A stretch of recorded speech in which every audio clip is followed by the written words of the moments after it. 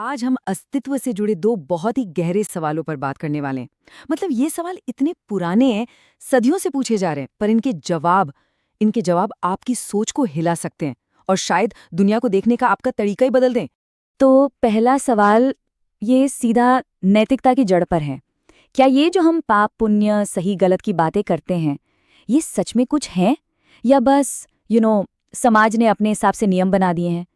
क्या इनका कोई असली कोई यूनिवर्सल बेसिस है भी? और फिर आता है दूसरा सवाल जो हमें सीधा ब्रह्मांड की शुरुआत में ले जाता है। क्या सच में कोई ईश्वर है, कोई क्रिएटर जिसने ये सब कुछ बनाया? क्या हम किसी बाहरी ताकत के बनाए हुए हैं? देखिए, यही दो सवाल है जो हमारी आज की पूरी बातचीत का बेस बनेंगे। तो चलिए शुरू करते हैं और देखते हैं कि मामला क्या है। तो हमारी कहानी शुरू होती है एक बातचीत से। ये बातचीत हुई थी मेटायर और महावीर के बीच। और मेटायर ने एक ऐसा सवाल पूछ लिया जो सच कहूं तो आज भी उतना ही रेलेवेंट है। मेटायर का सवाल एकदम सीधा टू द पॉइंट था। वो बस ये जानना चाहते थे कि ये जो अच्छे बुरे कर्म हैं, ये सच में एग्जिस्ट करते हैं या ये सब बस मन का वहम है, एक कल्पना। सोचना जरा कितना बोल्ड सवाल है ये। अब जरा महावीर का जवाब सुनिए। उन्होंने बस हाँ कहकर बात खत्म नहीं की। नहीं, उन्होंने कहा ये प्रकृति का नियम है। सोचिए कितना छोटा सा वाक्य है ना? पर ये एक जवाब ये पूरी की पूरी सोच को पलट कर रख देता है। अब यहाँ जो बात है ना, वो बहुत दिलचस्प है। इस जवाब ने क्या किया?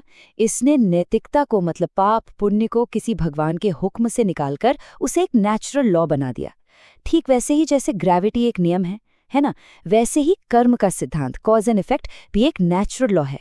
ये किसी का ऑर्डर नहीं है, ये तो बस सिस्टम का एक हिस्सा है। चीजें ऐसे ही काम करती हैं। ठीक है, तो अब चलते हैं अपनी दूसरी बातचीत की तरफ। ये है प्रभास और महावीर के बीच, और इसका फोकस है गॉड का कॉन्सेप्ट, यानी ईश्वर। और प्रभास का सवाल भी उतना ही फंडामेंटल है। क्या कोई क्रिएटर गॉड है जिसने इस यूनिवर्स को बनाया? अगर आप देखें तो ज्यादातर धर्मों के सेंटर में यही आइडिया होता है ना? और एक बार फिर महावीर का जवाब जो है वो ट्रेडिशनल सोच को एकदम चैलेंज कर देता है। वो कहते हैं नहीं, कोई एक्सटर्नल क्रिएटर नहीं है, बल्कि वो एक ऐसा आइडिया सामने लगते हैं जो पूरी तरह से गेम चेंजर है कि हर आत्मा के अंदर, हर एक सोल के अंदर पोटेंशियल है परमात्मा बनने का। तो ये जो पूरी यात्रा है ये कुछ ऐसी दिखती है। ईश्वर मतलब कोई पर्सन नहीं है, वो एक स्टेट है, एक डेस्टिनेशन। जर्नी शुरू होती है आत्मा से।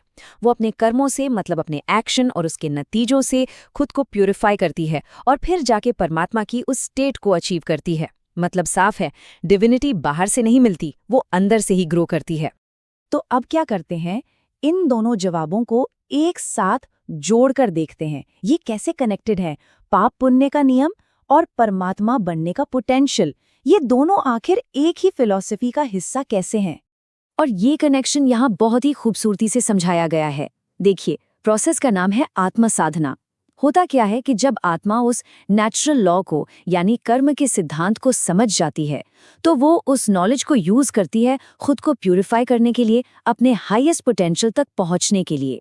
तो एक तरह से जो पहला जवाब था प्रकृति का नियम, वो दूसरे जवाब को, यानी परमात्मा बनने के पोटेंशियल को हकीकत में बदलने का टूल बन जाता है। तो बॉटम लाइन क्या है? बॉटम लाइन ये है कि इन दो अलग अलग बातचीत से एक ही रास्ता निकलता है। ये फिलॉसफी रिस्पॉन्सिबिलिटी और पोटेंशियल दोनों को हमारे अंदर रखती है। मतलब किसी बाहरी भगवान या उसके ऑर्डर पर डिपेंड होने की ज़रूरत नहीं है, बल्कि ये हमें कहती है कि प्रकृति के नियमों को समझो और अपने अंदर की उस डिवाइन पावर को पहचानो।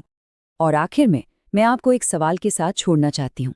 सोचिए, अगर डिविनिटी कोई ऐसी चीज़ नहीं है जो हमें जन्म से मिली हो, बल्कि एक ऐसी स्टेट है जिसे हमें अचीव करना है, और ये पोटेंशियल हम सबके अंदर है, तो फिर इस कमाल की ट्रांसफॉर्मेशनल जर्नी का सबसे पहला, सबसे ज़रूरी स्टेप क्या होगा?